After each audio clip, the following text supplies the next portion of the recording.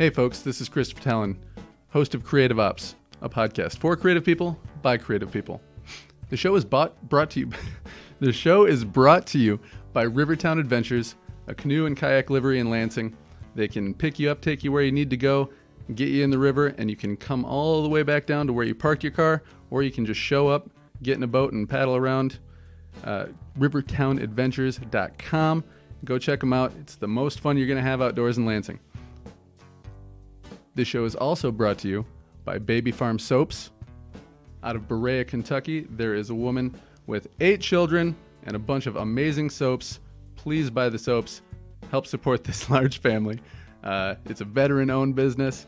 Great people making great products. I love their soaps. I use the soap personally. I use the Candy Cane lip balm, and I've even used the sunblock on my bald head. It's all great stuff. Check them out.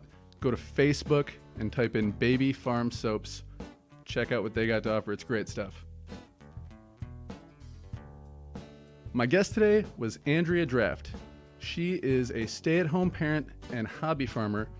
And as a stay-at-home parent myself, and someone who's always looking for something to do, hence this podcast, it was really fun talking to her. She's got her stuff figured out. She's raising her kids in a way that is good for them and also good for her. Always important for the parent to take time out for themselves too. And she's had a lot to say about her farm. She's been growing her own vegetables, her own fruits, her own tubers. And Jason and I learned what cucamelons are. Stay tuned for that. And enjoy this interview with Andrea Draft. It was so much fun having her in here. We're going to try to get her to do her own podcast because she's just so much fun to listen to. Enjoy the podcast with Andrea Draft.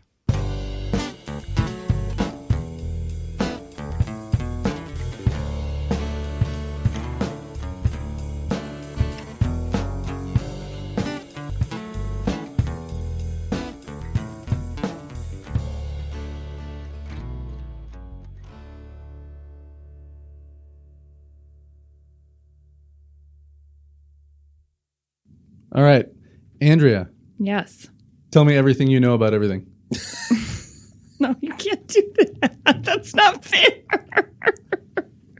All right. No. All right. I want to talk to you mainly about 2 things. We might kind of drift in and out of some other stuff too. You have a really awesome hobby farm, but before that, you're a stay-at-home parent, and the hobby farm ties into a lot of that stuff that I want to talk about in regards to being a stay-at-home parent too. One reason I wanted to talk to you, forget even the podcast, is that my wife always says, Andrea does this with the kids. Andrea so does not fair this. To you Andrea or does, me. Well, no, but and not in a way like, why can't you do this? Andrea's doing it. But like, you should talk to Andrea because she has a lot of interesting things that she does with their kids this way, or the way she structures her kids' day that way. So, I mean, you've got 3 kids with 3 pretty distinct personalities. Yeah. You've got one kid that's a little more sensitive than another. You've got one kid that's just got that constantly going. And well, you can explain your kids better than I can. Yeah. Why don't you give us kind of like your kids, their age, and just a little overview, in a snap of what their personality is like. Okay, so I have Cora. She is 11. She is a strong female. She's very committed to who she is, very committed to her thoughts. She's passionate about outdoor things, learning. She's very much an alpha. I like the way that you kind of had to like reset yourself after you said that, like, Yeah, because there's like major pros with that, right? There's so much that's so good about it, but it is so different than me. Right. So it's, I try to connect with her on a girl-to-girl level, and sometimes that's a challenge because she's such an alpha, and I'm so proud of her for that, and I'm so glad that I don't have to work to instill some of that take charge in her. Mm-hmm. She has it, but sometimes it's like, ugh, how do I talk to her and not squash that? Yeah. And then I have Micah, who's 6, very sensitive, very sweet, loving, gentle, loves learning, loves building, very people-focused, emotion-focused. And then I have Judah, who is my wild card, and just kind of blows it all out of the water. He's crazy. He's wild. He's a mover, a shaker, but also very sweet and tender at the same time, but also a bulldozer. Yeah. Yeah. I remember I came over to see their chickens one time, and all of a sudden I just hear her husband going, Judah, don't kick the chickens. We've talked about this. Oh, yeah. Everything. He's just such a physical person. And for some reason, he thinks other people don't have feelings. I don't know. Don't have like sensation. They can't feel when you kick. Right. They can't, but they do. Or that everybody wants to wrestle at the drop of a hat. Or that everybody wants your affection. Yeah. Not everybody wants your affection. Yeah. So when you're going through your day, especially since, we're in summer now, but also kind of a spring COVID hangover, when you're trying to figure out what you're going to do for your kids in the day, you've got to think 3 different people have 3 different needs based on their age, based on just where they're at emotionally, whatever.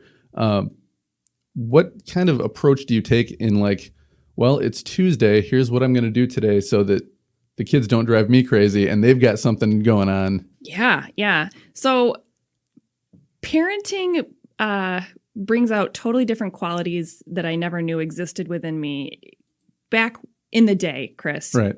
You would never have labeled me as like someone who likes structure or control. Right. Take me, let me flow in the wind.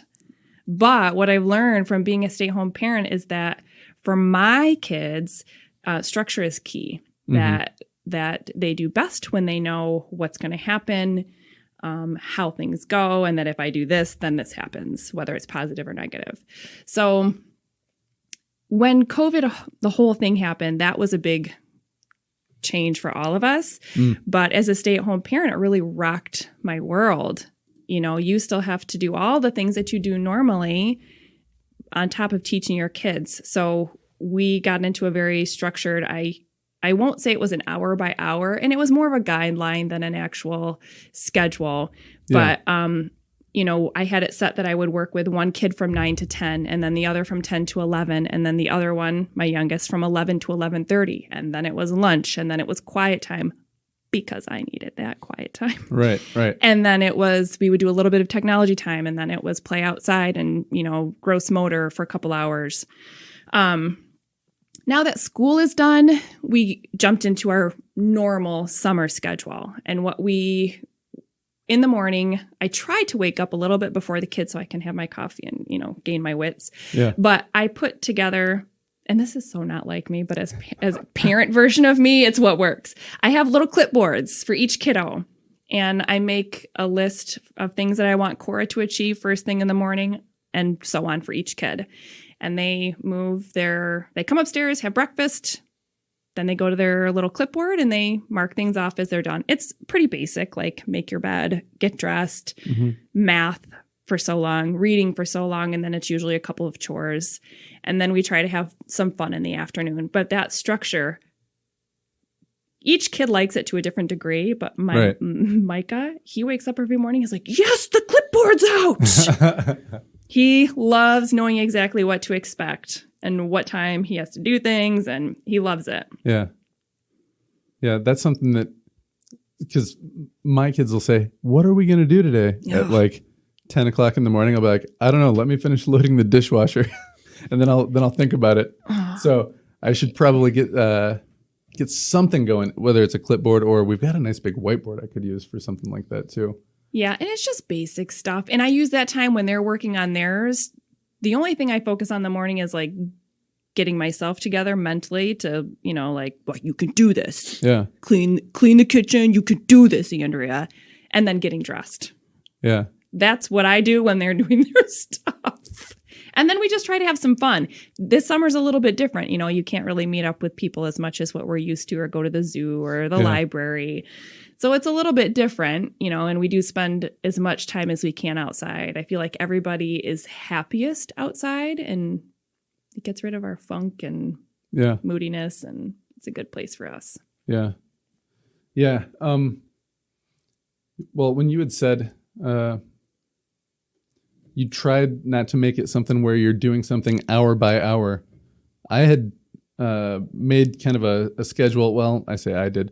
My wife was the driving force behind making the schedule, and we came up with something where it was kind of like from this time to this time this, from this time to this time this, and it worked in terms of getting people on a routine. But if something started to fall behind and then the whole schedule started to get off, then it made me more stressed out. Oh, and yeah. It felt more like just keeping things on time was as much of a headache as actually doing. Was that for things. when they were still in school? Yeah. Yeah. So that, there were lots of challenges that came along with that. My biggest challenge was that I was working with kids one-on-one and committed to doing kid stuff for 4 hours a day, it seemed like. Yeah. So my time to unload the dishwasher, to start laundry, to gather my thoughts, to have quiet time was so sacrificed. Right. And I had to shift a lot of that because I would feel so overwhelmed if something got off schedule, or it was like, well, shoot, now my quiet time's all messed up. How am I going to do my chores? How am I going to get my laundry done? How am I going to get supper started? Right. So I had to have a lot of grace for myself. And as I was talking to Rachel, your wife, this morning about, I had to let a lot of stuff go. I decided laundry, I will wash it and I will throw it in piles and you will put it away. Yeah. And I don't care if you walk around with a wrinkly shirt, that's your choice. Right. But some things had to change, and I gave my kids chores to do so that they could help out and participate in keeping up with the house and the jobs we had to do around the house because I couldn't do it all. Yeah. It's too much. No, I 100% agree with you. I'll put things into baskets for people, and my wife's like, are you going to put the boys' clothes away? I'm like, no. I'll put it in their room. Yeah. But yeah, if they want to live digging things out of there, that's fine with me. And if we say, hey, let's make them put it away, which, I can see the point of wanting to have some order and not just letting people live out of a clothes basket. There's probably an important balance there, but to each their own, right? But yeah, at the end of the day, I'm not going to nitpick on if the clothes get put away in the underwear drawer where they go and the socks where they go. So that was really hard for me, though. That was a really struggle for me. Yeah. That was a big one. Yes, because I was like, if I let them do this, they're not going to fold it and put their short sleeves in the short sleeve stack. They're not going to put their shorts in the shorts. They're not going to put their underwear in this drawer. And they're certainly not going to put their PJs in order of weather. Yeah. But then I know, I had stacks of cold weather jammies in case it's chilly, and then warm weather ones. I had to let that go. Yeah, that's a little much. It is a little much. That's just my opinion. But as a stay-at-home parent, I think for me, I cling to structure and organization because that's my success almost, right? There's not a lot of feel-good moments in that way as a stay-at-home parent. So for me, when I pull out my kids' laundry and I'm like, oh yeah, my warm jammies in a stack, my cold jammies in a stack, I am awesome.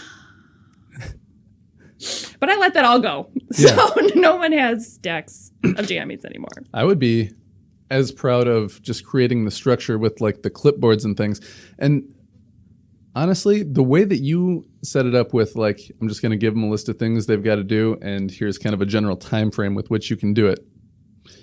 I like that idea. I'm more of a person where if you say, here's a list of things to do, please have it done by this time, I would much rather have that than somebody say, here, do this first, then do this, and then I want you to do this way. That's... Yeah, and the rule is if you don't have those things done by the time I say it's technology time, then you just don't get it. Or you don't get as much of it. Yeah. If it takes you a half hour of our technology time to get your math done, then, that's your loss. So I've got the little component in there that motivates them to want to get it done. Well, that's a good idea because I was going to follow up with how do you enforce the thing of actually making sure things get done? And it's, you don't do what you got to do. You don't get to do what you want to do. Dude, technology is power. Oh, yeah. It motivates. So I use it. Oh, yeah. And I pay them. I give them 25 cents for their chore a day. But it's not bad. I think somebody has a book that I haven't read. I gave it the old college skim once. It was something like the family economy, And it was the idea of like, yeah, you should pay your kids something to do these chores. And if they don't do a good job, you don't give them as much or you don't pay them. And they start to learn like, oh, it's not just about doing something. It's about doing something with an intent and a certain quality and, you know, to a certain expectation. So, yeah, I think that's important. I grew up in a household where I had to work to get my fun things that I wanted. Yeah. You know, I wasn't just able to go and buy, you know, I had to work for it. So I got a job at a young age and I felt like that really benefited me. So I wanted to instill that in my kids at a younger age. You know, it's not a lot of money. It's $0.25. And if they do something that takes them a long time, obviously they get more. Yeah. But I mean, if you tell a kid, hey, you want to go to the dollar store? They're like, hell yeah. Oh, yeah. The joy that dollar store brings is ridiculous to me. And especially because the stuff breaks within like a half hour, but they don't care. They don't care. They got to go. They get to spend their dollar. That thrill of picking it out, bringing it home, and breaking it, you know, that's what they care about. Yeah, and the picking it out is the key there, too. For parents who are young and haven't experienced this yet, someday your kids are going to want to go to the dollar store. They're going to drive you insane until you take them, and then you're going to be in the dollar store for at least 45 minutes going up the same 2 aisles. And then they're going to buy a nail filer or something stupid. I bought a calculator. Yeah. You don't even know how to do math, dude. Oh, man, it's so true. It's so true. But just let them have the calculator. Yeah. Right? So the dollar store is cheap and easy fun. Yep. That's parent hack number 1 for me. It's a good hack. Yeah. But something that you had also said is that's when I take my time for me. I wasn't taking time for myself.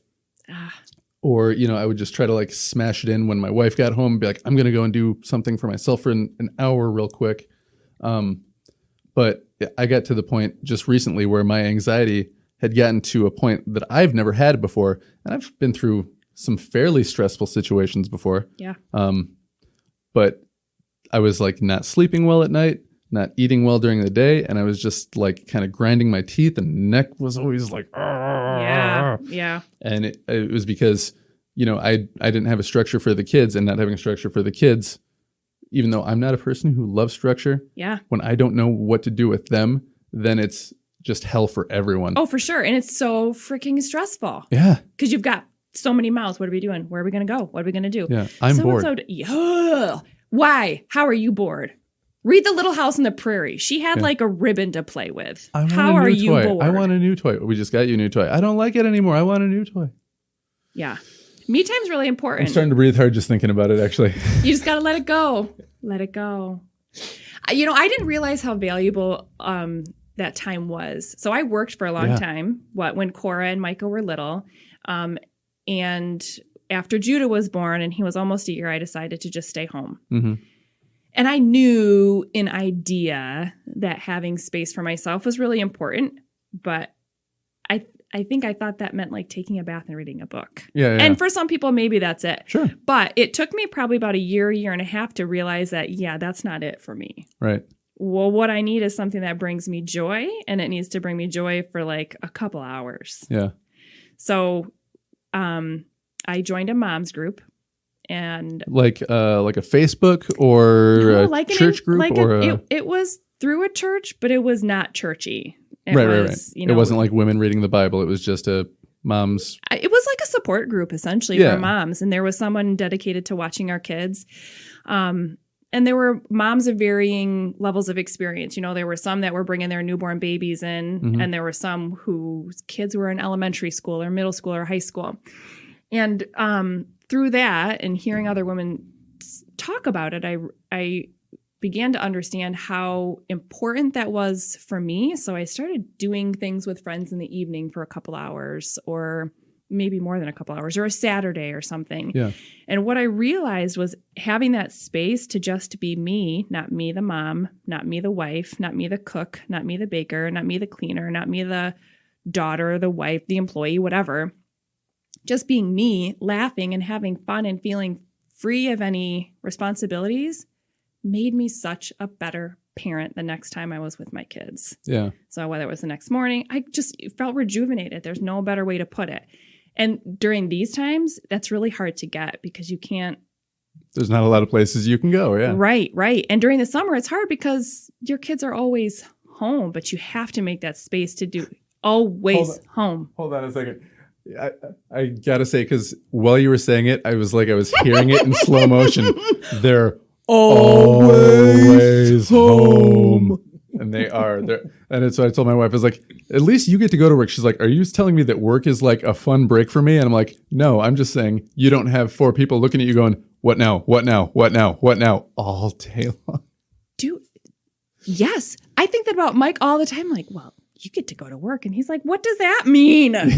Yeah, you get space. You get adult conversations at work. And that's what I said. Like, you might even not like the people you're at work with, but you're on the same mental level with people for a while. And that in itself is a relief. Yeah. And nobody's like, oh, I pooped my pants. Well, our wives are nurses. Well, mine's a, I'm sorry. mine's a nurse educator, so she doesn't have to deal with that anymore. But she did back in the day. Yeah, they've all been there. Yeah. It's just different. Even the drive home from work, like how many times in a day when your kids are home do you have 25 minutes of nobody doing something to get in your face? Okay, question for both of you guys. Do you have, I call it kid PTSD. That's not the right name for it, I'm sure. But where even when your kids aren't with you, if you're in the car and you put on a song that's got like some lyrics that are questionable for children or just straight up inappropriate and you want to like scream, sing along with it, you look over your shoulder and make sure. Just to make sure that you haven't forgotten your kids are in the backseat of the car? Yes. No, I don't, because I don't spend that much time with my kids. Oh, I do. I do that all the time. You guys are stay at home. I mean, that makes sense. Yeah. That you would do that. I had a song playing through my phone in the car and it was Beastie Boys and all of a sudden I was like, uh-oh. Yes. And I turn over like, oh yeah, I'm the only one in here. That's fine. It's totally okay for me to curse right now. Yeah. But that happens to you? Yeah. Yeah. Okay, good. I wanted to make sure that that wasn't just my anxiety that I need to clear up next time I go and talk to a therapist. No, I even have it sometimes where I'm like, shoot, I'll be in the store. I'm like, I didn't bring my kids with me, right? They're not like in the car or anything, right? Right? No, they're at home. They're at home, right? Yeah. You just don't get enough space for them that you're worried because they're always there. Yes. Which I love my kids, but they're always there. Yeah. Yeah. That's why I love my kids. It's okay to bitch about being a parent or even about the kids. Yeah, I call my kids assholes all the time, but not to their face, obviously. Yeah. Because I love them so much. But I'm like, oh, man, this boy's being an asshole today. But that's the thing. Like, the fact that I'm sitting here bitching about him, but I'm still going back and I still, like, I haven't left, I think you know what I mean? Any parent could understand that. But see, I think it's the good parents that can say that and be comfortable. And, like, if another parent, like, oh, my gosh, looks at you like that, you're like, yeah, relax. You know you're thinking it. I mean, come on. Let's all be grown-ups here. Let's be honest with ourselves. Right. Yeah.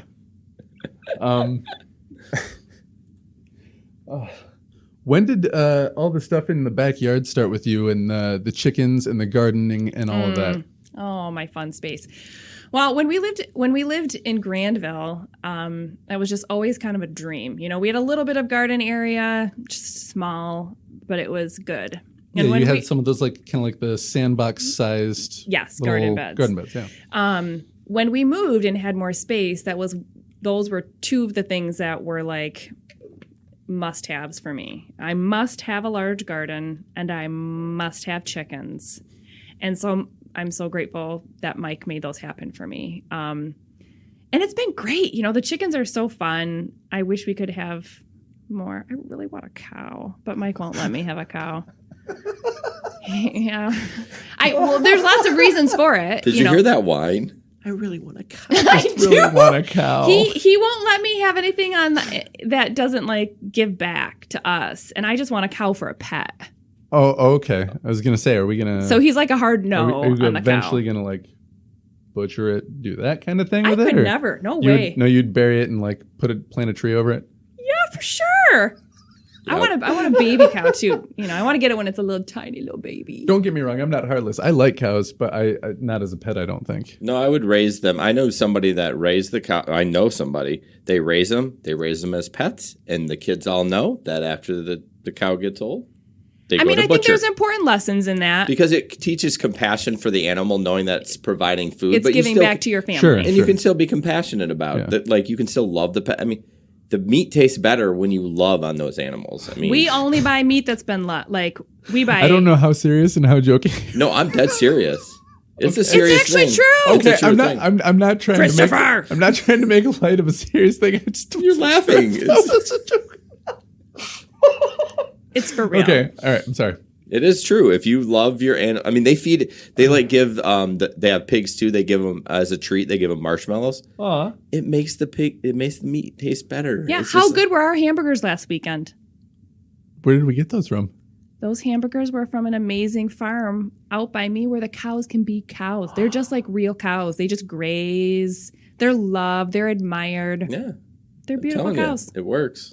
Those patties were delicious, right? It's sad, but they were good.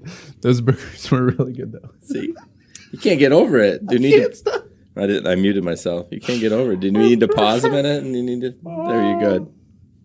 Well, I thought for sure you were joking when you started saying it. So you were like, "No, I'm." With such conviction. Probably because I'm so cynical that he's probably like, no way he would actually think about loving an animal before he ate it. Oh, okay. No, I'm good. I'm serious. No, I believe. It was just Those burgers were tasty. That's comedy, right? You think something's going somewhere and it's going somewhere else. Brings you joy. It does. Okay. So do you guys not eat meat then?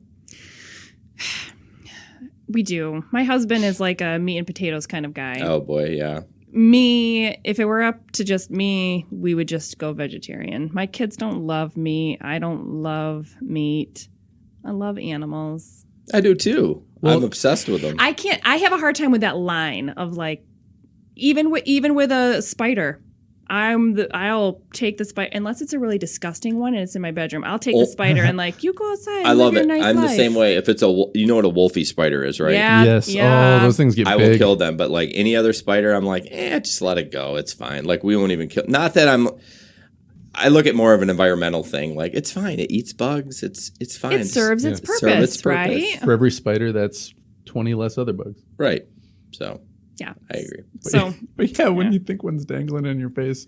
Those in the middle of the wolfies, night. I used to live in the country and I've never seen a spider. I mean, we're talking like bigger than a silver dollar it piece. gives me the heebie-jeebies, Oh, yeah. man. When you squish them, it's like crunch, crunch, crunch. Well, it's not like squish. I had one in my chicken coop. I opened the door and I know it's They're terrible. gross. And it's shocking.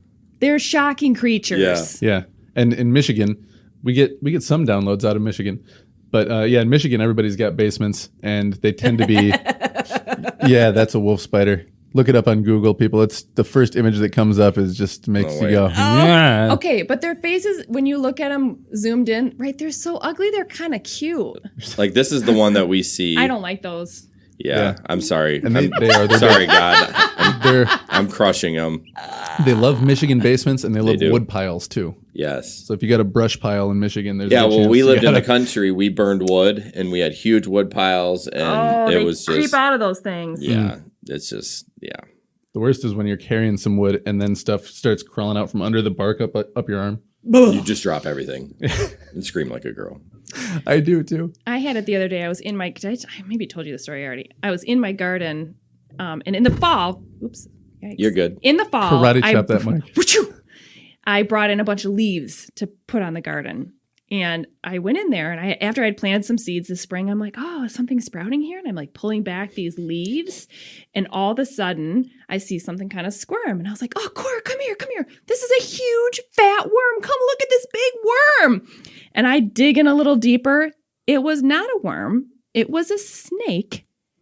And it didn't like, here you are, human. I'm going to go the opposite way. It came like at me, and I jumped and screamed and ran for my bench. My neighbors were like sending my husband messages like, I just saw Andrea run and I heard her screaming really loud. Is everything okay? Yeah. Snakes? No. People are like, I think your wife's being attacked. Yeah, something. You might want to go check on Andrea in the backyard. She doesn't look like she's safe. So you don't like snakes, but you won't kill them. I only won't kill snakes because I can't stand them so much. I don't think I could get close enough to kill it. See, I let them go. Like we have a lot of snakes around here, and Well, ours are all pretty. And I'm sure the one that by you is probably a harmless one too, wasn't they're it? mostly harmless. Let's say Michigan doesn't See, it's have the a whole lot mostly of bad thing that snakes. makes me uncomfortable. Yeah. And they surprise, if I just saw a Surprise snake, them, yeah. like, do, that's fine. Yeah. I'll keep my distance. I'm not afraid. But they scare me every time. She's aggressive about snakes. They are scary. They do say that it's something in bed, in like evolution wise, that we don't like snakes for whatever reason. The same reason we don't like the dark, because it was a scary thing, and I don't know. It's something to that. I could get onto that. That makes sense. And my fear of snakes is like it's way deep down. It's there. Yeah. There's no processing fear. It's not like you learned. Let me find out about this thing. Oh, look, you learn about it. It's actually terrifying. It's just when you see it. Don't like you. Maybe this is just because they're gross. I don't know. Now, Cora, she goes on a mission. My 11-year-old, she's like, I'm going to go looking for snakes right now. And I'm going to catch them. And I'm going to bring them to you. No. Oh, thank you. No, but keep it away. Okay. So, we were talking about the garden. The garden that you've got right now, do you know approximately or exactly what the dimensions are on that bad boy that you got fenced off? No, I don't. It's good size, though. It is. Yeah. Yep. I just don't know. It's enough to give me something to do. Well, yeah, because you've got she's got this really cool, is it like what do you call it? A knot of garlic? A garlic bulb? A garlic bulb? Yeah. You're talking about the plant, right? Well, no, the ones that you've got them woven together. Oops. Oh, the braid. Yeah. You braided the garlic. Yeah. Is that all grown from your garden? Yeah. That's like a million things of garlic in there. Yes. You will have to try. Have you ever had fresh garlic? No. Pulled from our garden? Oh, did you know that it's actually crunchy? Yes. Crunchy like apple crunchy? Yes. Fresh from the earth garlic is the most, if you love garlic, it's the most amazing thing. It is life-changing. I'm not even joking. It's the best. So this is my second year doing garlic, and it is by far my most favorite thing to do. That was all just from 1 year? Yeah. How much space in the ground did all of that garlic and that braid take up, when you were growing it? Oh, maybe a quarter of this table. Okay, so not big, just a standard-sized garden planter. Yeah. Must yield a lot then. It does. Yeah. It does. And they can be spaced in there, pretty close together. We do a lot of, I don't know what you call it. Our gardening is in close quarters. Yeah. So I try to pack as much stuff into my garden as possible. Right. But yeah, you can do a lot. Everybody should do garlic. Yeah. It is the I best. want to do garlic and I want to do onions too, because we go through a lot of onions. So why not just grow those? I did onions last year for my first time, and I harvested them, let them cure, to get the hardened skin. We ate them as fast as we could, as we normally would. And then whatever was left, I chopped up, put it in bags, plopped it in the freezer. We had from the garden onions until I think it was March. Those and green peppers. It's the best. Yeah. Eating fresh from your garden is a good feeling. How many different varieties of vegetables, fruits, whatever you call what do you call potatoes? They're not a vegetable. They're a tuber. Tuber. So yeah, any variable of things, how many varieties do you grow at a time? I don't know. There's maybe 15 different things. There's peppers, tomatoes, grapes, strawberries, raspberries, blueberries, onions, potatoes, cucumbers, cucamelons, radishes. What's a cucumber? I mean, it sounds like a cucumber, a sweet and cucumber. A melon. It is. It's smaller than a quarter. Okay. And it looks like a miniature watermelon, but it tastes like a cucumber. And you just pop it in your mouth like a piece of candy and crunch. And it is so good. My wife would love that. We're actually growing cucumbers for the first time. She'll eat she buys the mini ones from Aldi. She'll eat 3 or 4 of those in a day. Oh yeah, you've got some cucumbers are hard to find. I think that they don't last very long off the vine. Yeah, but if you can find them at so a farm they stand, grow really small like this. Yeah. So sweet tomatoes. Yes. They'll just pop them in your mouth. Yes, they're so or cherry good. Tomatoes. Or they're kind of confusing in your mind though. When you eat it, it's it's a little bit like a melon, but also like a cucumber. Yeah. But then it's so good. Cucumber. That's the first time I've heard of such a thing. Me too. I'm going to have to show me that when I come over. I will, for sure. Okay. And then we do butternut squash. We do watermelon. We do pumpkins, kale, Brussels sprouts. I have some cabbage, some pak choi. Oh, That stuff is great if you know how to herbs. if you know what to do with it. It is. It's really surprising. Yeah. I kind of failed. This is my first year doing that. When I a little bit failed on that, went to seed really quick. So I'll just collect the seeds and we'll start. There you go. Yeah. How See? tiny those things are. That is. It looks like a watermelon, but it's the size of like a baby tomato. Like she said. Yeah. But I mean, in my mind, I'm thinking like that's the closest approximation, but it is exactly. I was thinking like more that. round for some reason because it has Hard kind to of have say. the cucumber. Oh, I guess it does. I don't know. I feel like a watermelon's mostly round, but I mean, I guess they are kind of oblong like that too. They look good. You've got to try to find them, or if I have, and they produce copious amounts. So just one plant and you get a bunch of them. But we'll share. They're really tasty. They're pretty awesome. Well, there you go. And we try to do as much from seed as we possibly can. Do you bok choy? You know what that is? I've heard of bok it. choy. There's lots, but bok choy. Yeah, and that's what you grow that. I have And that's that. it's basically like a gigantic leafy thing, right? But see, we do eat the leafy part too, but the white is like crunchy, like celery crunchy. It's Isn't really that good. in Asian dishes a lot? It is, yeah. Okay. Yep. Yeah. Yep. And then I did leeks this year too, which leeks are really good. Oh, you know what? Leeks are what I was thinking of because those are the ones. Some of them are like purplish too, right? And it's like a big. It's like a big, just like a big leafy, kind of like a lettuce on steroids looking type of thing, almost, right? No. No. Sorry, no. I Nope, don't think that's a they leek. come in purple. This is not it. It's What like am I an thinking onion. No, Is it? yeah. Are you thinking of some sort of cabbage?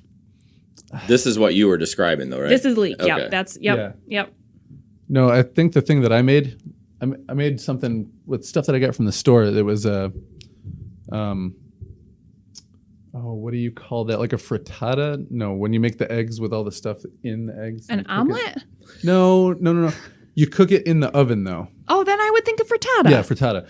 And it had leeks and then one other thing that I can't think of, and it wasn't bok choy, but the thing I'm thinking of, it's got like a kind of a purplish stem and then a leafy greener thing, and you can cut that up and boil it down, or you can eat it with Swiss chard? Yes. Ah. That's the I'm one. proud of you for eating Swiss chard. Well, that's the thing. It's like you wouldn't probably want to just cut it up and put it in your salad. I did that Ew. last year. But there's things you can do to prep it, and you cook it with leeks, and then you put the egg on it, and All then you right. bake it. And that, So you're not grabbing that and just biting it off. I tried that last year. I was like, Probably I'm not. going to It's a grow little rainbow bitter. shard. So look how pretty that is. I mean, Yeah. it's such bright, brilliant colors. Yeah. But then I tried to eat some, and I was like, I don't Bitter. think I like Swiss chard. Yeah. No, if it's obviously for how beautiful it is, it probably has tons and tons of nutrients. So we were just looking at like, let's try to find more ways to eat vegetables. And the best way to do that is cook them with things like leeks and onions and then make them into egg dishes or I feel like it's too much work. I just want to take a vitamin or athletic greens or something. Like, I'm not a huge fan. Like, I love broccoli and Brussels sprouts and asparagus. Yum. Like, all three of those I love, but it's just the rest of it that's really like the kale and the spinach. Like, See, I'm like, I will just, like, vegetables are my life. I love them. yeah.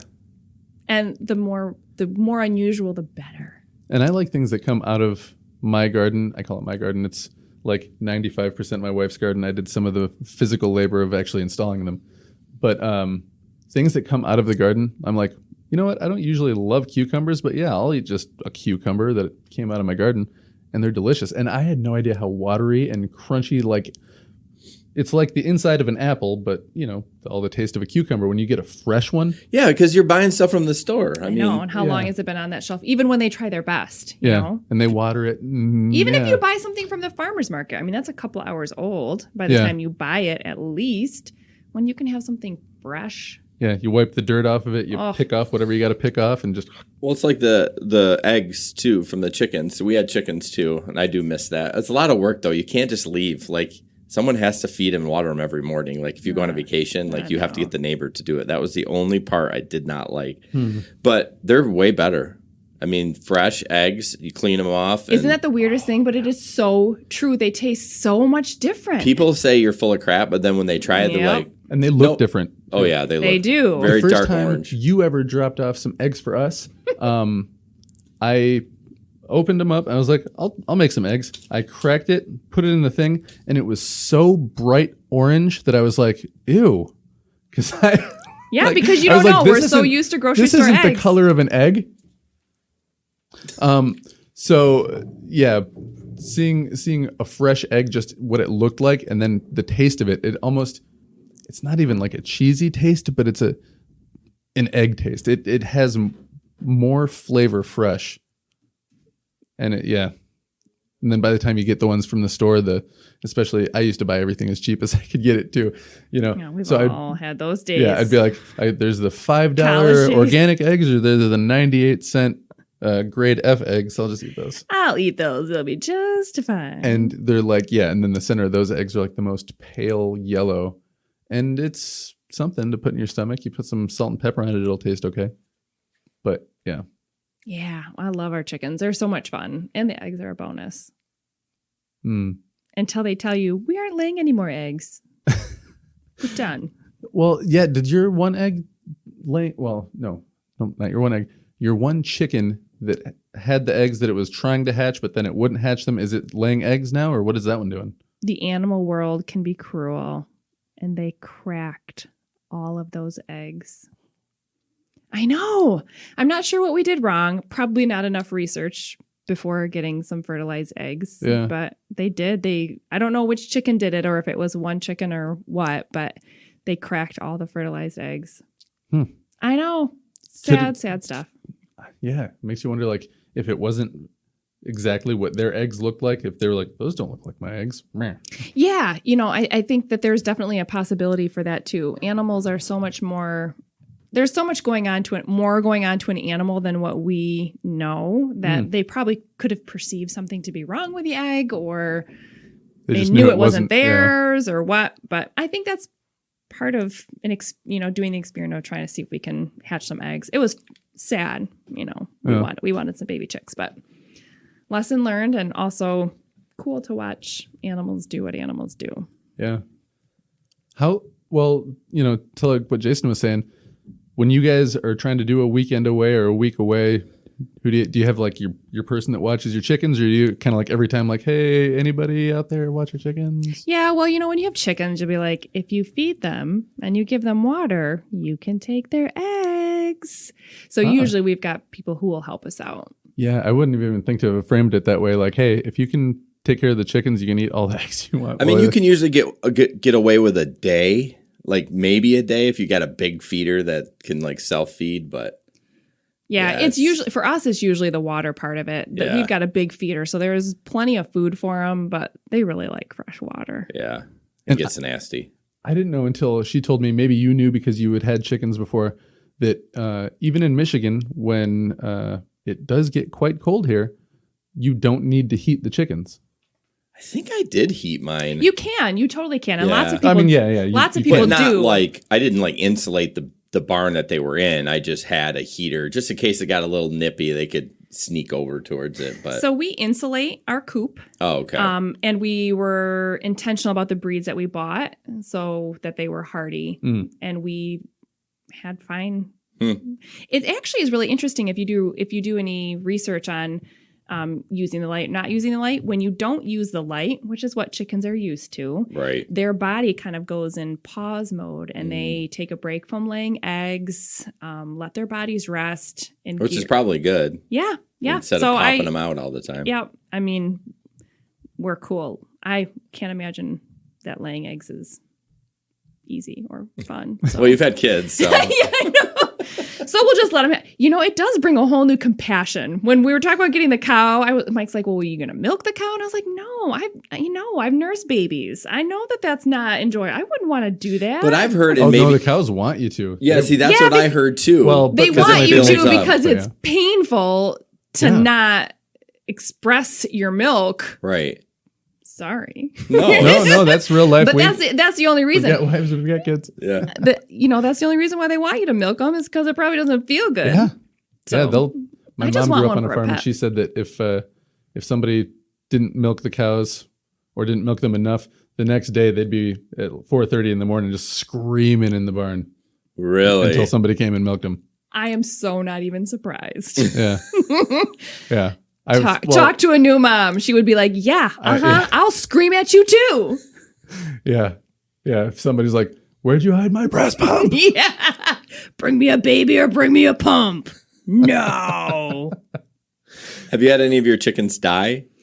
Oh, we have not. So they're 3 years old, and I am really afraid for that day. They're pets. These are I call them my little chickie babies. We had one we called Blanche because she was the biggest one. And I love that. Was it a Golden Girls thing?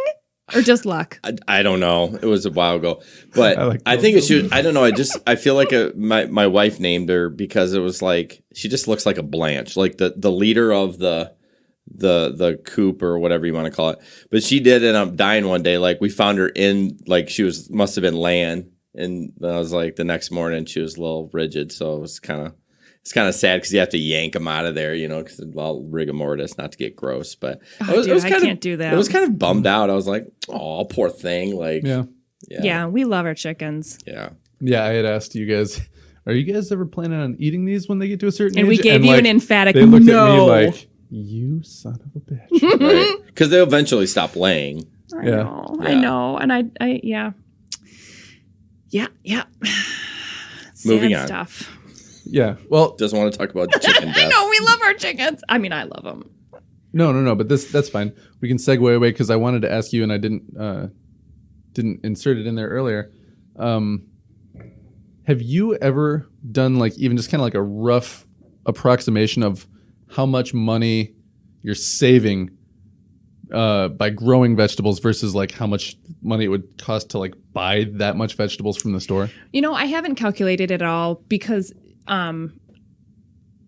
for me, it doesn't even matter if it costs me money to do the farm or to do the garden or the chickens, because that for me that's your thing. Part of what gives me life. I love baking and I love my garden. It brings me joy, so much joy that I will pay to do it. Well, that's awesome. And that's, kind of the whole point of this podcast for me was I started writing that book and I was like, this is awesome. Why didn't I do this a long time ago?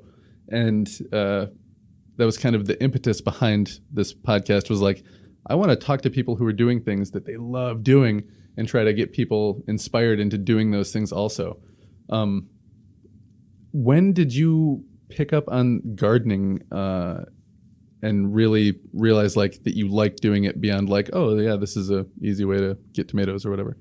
I think I've always gardened to some degree. When I was a little kid, my dad had flower gardens and vegetable gardens, and I was always the first to say, I'll go get the peas and I'll shell them. Yeah. I loved being in that space. It already at a young age brought me joy. I really enjoyed it. And so I've always done something. But as I got, older and, I'm just not in my young 20s where let's go for coffee. I had to find time, find ways to bring joy for myself. That was just one of the things. I like experimenting with plants in general. So it just was a really great opportunity to experiment more. And when I pick out what I'm going to grow, I try to do different things. I mean, there are some staples that we know we love. Like I love garlic. That's a big one for me. Cucumbers, tomatoes. Mike loves peppers. But then I try to do some weird stuff that we wouldn't normally even buy at the grocery store. Eggplant. I'm doing eggplant this year. Oh, yeah. I have no idea how I'm going to make it because I don't eat eggplant, but I'm going to try. I know a couple ways I can tell you. Perfect. I like experimenting and seeing what I am capable of doing. Starting something from seed is really when that plant gives you something and you look and realize you started from this teeny tiny seed and brought it all the way up till it's giving you a tomato or a cucumber or whatever it is. Or a cucamelon. It feels really good. Yeah. It feels good to accomplish and achieve something like that. And I think it became more evident that I needed something like that when I quit working and I didn't have, those successes at work. Yeah. Because I think I looked to the garden to succeed at something. Yeah. I mean, raising kids, that's awesome. That is awesome. But that's like 18 years, that's forever. Yeah. But a plant's just a couple months. Right. So if it dies, It's just all an experiment to me. If it dies or I fail, it's all right. We'll try again later. I am a flower guy. Oh, let's talk. So I'm actually buying equipment to start my stuff from seed. Awesome. I bought a drum kit. It's in this other spare room. I know you're like, what does this have to do with it? Yeah. So I started drumming, and then I kind of grew out of it. I started podcasting a lot more. So I'm going to sell the drum kit and take that money and turn that room into a grow room. Oh, and so, sweet. I mean, I spend $300-$400 on flowers when I can spend, $300 or $400 on equipment. And then for the rest of the years, I can spend 6 cents on seeds, just grow, electricity, I guess. And then I can just plant them myself. And yeah. So I'm not super into vegetables as far as that, but it could turn into that. Yeah. Oh. And that's not a euphemism. Like you actually are really into like landscaping and putting up flowers in your yard and stuff like that. Yeah. Oh, I love it. plant propagation is based awesome. on the last episode that, Right. when people are talking about flowers and grow equipment. Yeah. I don't grow marijuana, but you can. It's legal in Michigan. So whatever. But I'm excited for you. yeah, I'm looking forward to it. I've been researching it online and what are you going to try to grow? well, I don't know. Like I'm obsessed with zinnias. I try to do them. Zinnias are so easy. But you say that I planted some in my around my birch tree, and they're like, here we are almost in July, and they're only like this big from seed. I'm like, these suckers are not going to be ready to go. They're going to be, they're not going to make it. So That's too bad. I knew zinnias were the easiest. Don't give up on them. No, I won't. But Well, and zinnias are good for keeping deer away too, right? I actually don't know that. I thought zinnias and marigolds were two flowers you marigolds want to grow. help, but I forgot to spray my Gerber daisies because I have a deer and bunny repellent, and they got them. I totally forgot. I got everything in the beds, but my pots I forgot. And one morning I was like, Oh, yeah. You want to see buddy. a pissed off gardener wake up in the morning to see some of their plants gone, and you're going to see someone who's super pissed off. yeah. Like, how does that, do you have a fence around yours? We or? had to be very intentional about that because we live next to one of our neighbors has just a lot of property that's very wooded. So we have tons of wildlife, which we enjoy and don't want to do anything to prevent them from coming into our yard. So it's like a real deal, very tall chicken wire all the way around it. It's But then you don't have an issue anymore, right? I don't, except for here's what you don't realize. Insects can be an issue. Oh yeah. Can't really prevent those a whole lot. I mean, unless you want to use pesticides. I have a tip for that. We shall talk. Birds can be an issue. Tip. Yeah. We can't stop birds. And chipmunks are really tiny. And so you really have to make sure but I lost a lot of bean plants this year to slugs and roly-polies, which I love. So you don't treat it all for that stuff? I do my best to go as organic as possible. Yeah, I got you. And sometimes it works and sometimes it doesn't. It's all an experiment, all learning. Mm-hmm. I try my best not to incorporate any chemicals. Well, pesticides, they work for a reason. I work with pesticides all day. I actually take care of lawns. So I deal with pesticides all day. So they do work. There's a purpose for them. But I also love monarch caterpillars or butterflies. Yeah. So one year my husband sprayed pesticide because I hate ticks. Add that to my list. Snakes. I don't think too many spiders people and ticks. No one's a fan of ticks. And so my husband sprayed. I didn't think anything of it. Well, I started checking my milkweed leaves for little eggs and found eggs, and the eggs would hatch and then the caterpillars would die. And I'm like, what is wrong? Oh, man. Yeah. Insecticide. It gets rid of. See that? I think that's part of my. Well, it's a broad spectrum, right? If you had an insecticide that could, like we put something down for grubs. That's all it takes care of is grubs. But the insecticides you apply for gardens, it's for everything because no one wants to buy one for this and one for that. Right. Yeah. So it does serve a purpose. But without insecticides, we're kind of getting off. I'm sorry, I don't No. Without insecticides, we don't get the mass food we get in the grocery stores. That's the one. You know what I mean? Right. Which is part of the reason why people are doing a lot of their home gardens now, just to get away from. So there's pluses and negatives. It's definitely harder. Yeah. In moments of discouragement. More expensive too for the consumer. But I think you can do things there are things you can do to prevent using insecticides, Yeah. pesticides. I try to plant as many flowers as I can in my garden so that I am attracting beneficial bugs. Yeah, you do the research. Like Yeah. if you're doing a garden, you're just like, Yeah, you need pollinators and Yeah. So we do what we can. And some of it I find to be really interesting and intriguing and do my best with. But yeah, that can be discouraging. Well, I'll just throw it out there, and maybe I'll have to Google it. But speaking of chipmunks, I have a bad. They're a problem. Yeah, they're so cute though. My dog. they're cute. I'll tell you off when we're done with the podcast why I hate chipmunks this year. But Horizon Hydroponics. There's a couple of stores around here, and one of the podcasts I listen to is a sponsor, and they said that you can buy like a praying mantis egg ball. Yes. And they're awesome for your garden. Yeah, they eat all the bugs. We live in a place where we see praying mantises a couple times a year. So we try to find their egg sack. Egg sack. Yeah. We thought we had one this year, but it had already hatched, which is hard to tell. Yeah. But so you can buy them. It's $50, but you buy it at the beginning of the season. They have like 100 little There's babies a ton of them in them. there. But here's the weird part, and I don't know if you wouldn't like this part. So they eat all the bugs, but then they eat each other. Yeah. And only the strongest survive it.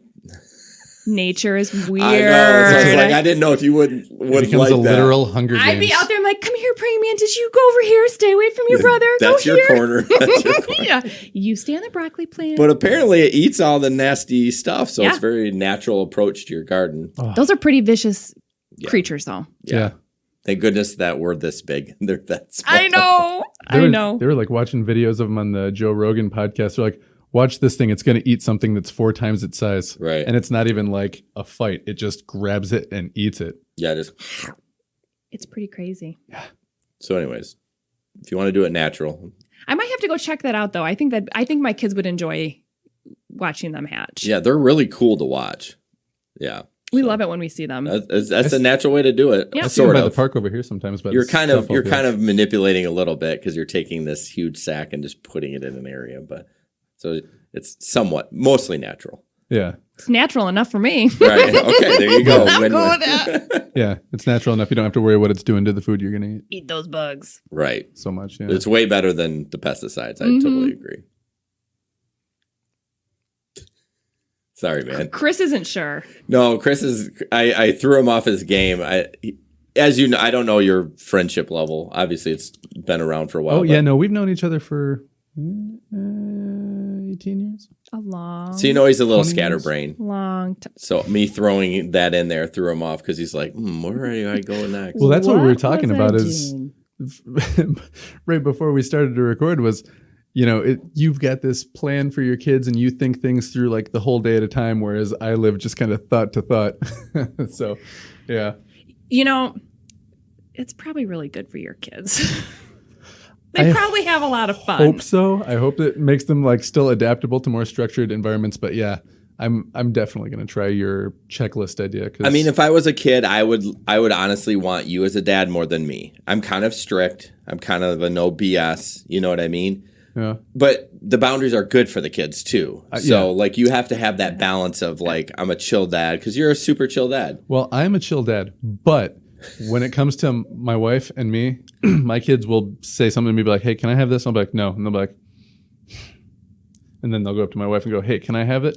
And she'll go, no. And they'll go, like, they know no means no. They know that, yeah, I'm not screwing around when I'm like, no. You both bring different levels of structure to the family. Yeah.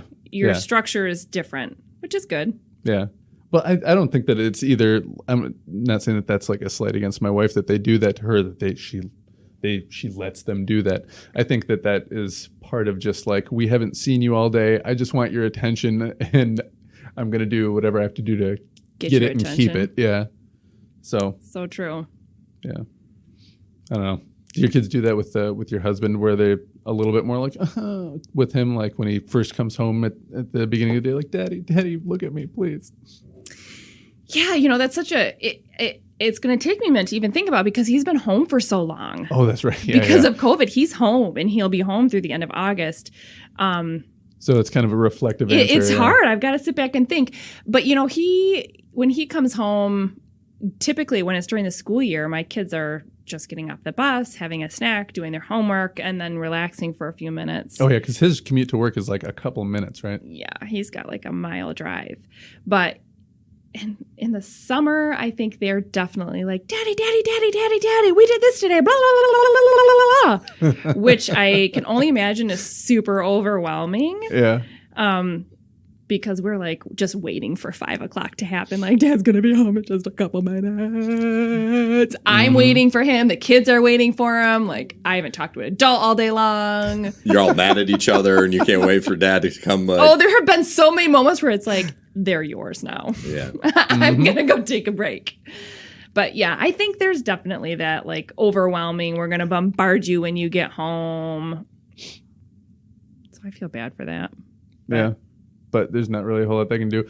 One thing my wife does now, she's like, there's going to be some days where I'm just going to sit in the car for a few minutes before I come in. If I'm out there, just don't let the kids come in. I'm just going to sit out here and meditate for a minute. I'll be in 10 minutes. Okay. That's really nice that she tells you. Sometimes Mike does that and he'll just sit in the car and he has no idea, but I'm like at the sink, like, you're just like, come on. What are you doing? Get in the house. Get in the house. Get in the house. Get in the house. Oh yeah, totally. Because my wife will, she has things to do outside of work too. So if she's like, yeah, I need to get a haircut or I need to set up a doctor's appointment, she's like, so I've got this set up for, Saturday. And I'll be like, but you've been gone all week and you're going to be gone more? Oh, I know.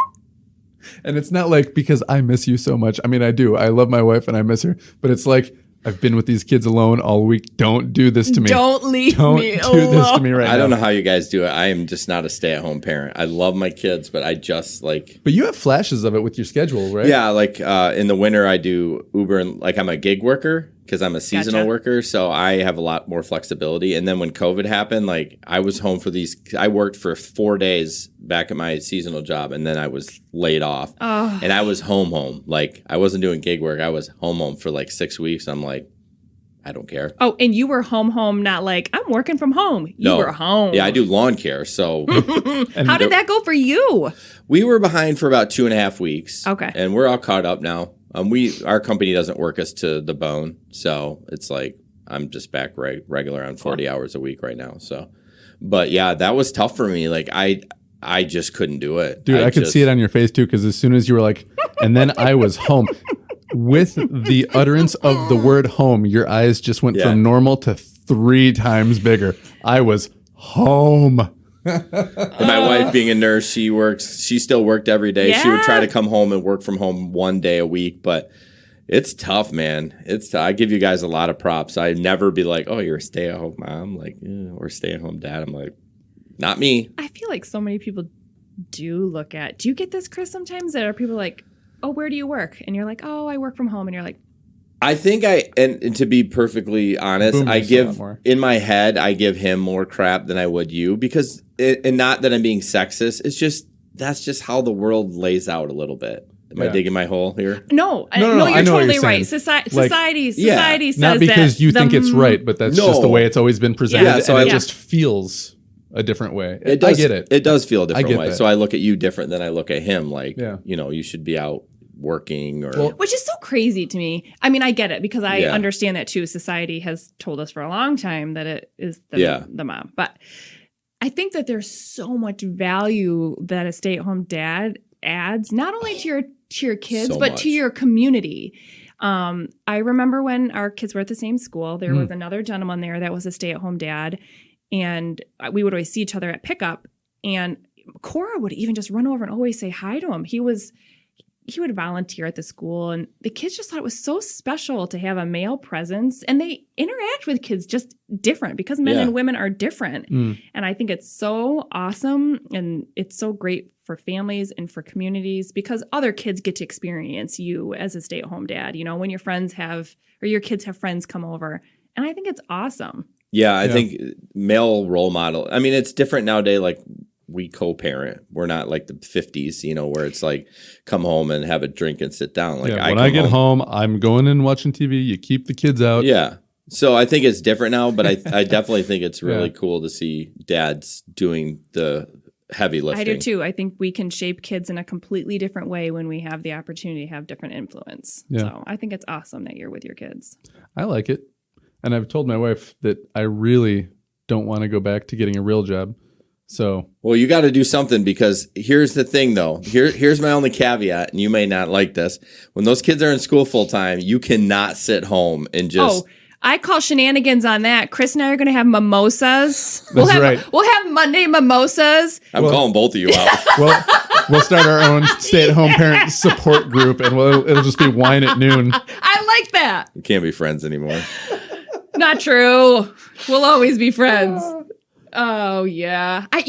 This will be my first year with kids all in school, and I'm nervous for what that will look like. I think it's not good for someone like you got your hobby farm, but I mean, that's going to take an hour a day for maintenance on that, probably. It's what I want it to be. Exactly. You know, I was going to say, you could probably make it take all day if you wanted to. I could sit there and handpick things. I mean, yeah, but I think it's tough for me when I think about it, because I spent so much time working, and then, I've only been home as a stay-home parent for 4.5 years. So I think about having this idle time, and that sounds kind of yuck to me. Yeah. I like to be productive. I like to feel successful. So what am I going to do? Where am I going to volunteer? How am I going to serve my community? How am I going to still serve my family? So there's all these weird thoughts coming up. Yeah, I don't think you should necessarily, like, even with you, like, if your family's good the way the income is set up, then you don't have to go back to work, but don't just sit home. Oh, you're saying he can't be a sir who lunches. Well, yeah, I mean, Don't you just can clean the house in an hour and then play video games all day. Well, Oh, my you wife's do call me over. I don't know video games, but I'll get into them. Yeah, I don't know. My brain is not set up for that. I can't sit around. Like, I have 2 podcasts. I produce 2 podcasts. I started a podcast company. But I could not sit home. Like, I don't think I could either. I have to have something to do, whether it's volunteering or, I mean, you can only clean your basement so many, yeah. And I don't like being busy like that, but I like to feel like I'm doing something, accomplishing something. Volunteering sounds like a good thing. Yeah. I think that's going to be my focus for next year. Maybe create some sort of garden at your kid's school. Yeah. Ooh. So I participated in helping the garden at South that got installed there. Yeah, it's still a nice garden. Yeah. I don't know. I think school makes the most sense for me to spend my time there, to be part of that community for my kids, but we shall see. I definitely want to have mimosas on Mondays, though. Yeah. Taco Tuesday. Tacos Tuesday. What? Wine Wednesday. What's Thursday? Thirsty Thursday? Thirsty Thursday? I don't know about Friday. I think they only have them for 4 days of the week, because Friday's, the weekend. Fun Friday. Stir Friday with all your fresh vegetables? I love stir fry. And some mimosas. What are you going to do? You're not off next year, are you? No, Luca will do school probably a couple days a week, either half day or full day. And I've been focusing on trying to write, not just fiction, because that's a long time to try to build up a career doing that, but like writing blogs and stuff. So I've generated a little bit of interest in that. So if I can start making some money doing that, then I could probably make like a 20-hour work week out of that. Yeah, because then you're getting paid to do what you love. Yeah, I mean, that's and it is. And there's been a lot of times too where like people might say, you love writing blogs. I love writing fiction. I can write blogs, and I can do it. I feel like there's not a lot that I can do where I can go, yeah, I can do this pretty well, but I can write pretty well. So I can do something that I do well for somebody, and it makes them happy and it makes me money. And then that just serves to me basically is that I write a blog, and then I put the blog away, and then I start writing my fiction, and it's like my warm up for writing. There you go. That's a good idea. Look at you. Yeah, and writer. And this now podcast is gonna make me like thousands of cents someday.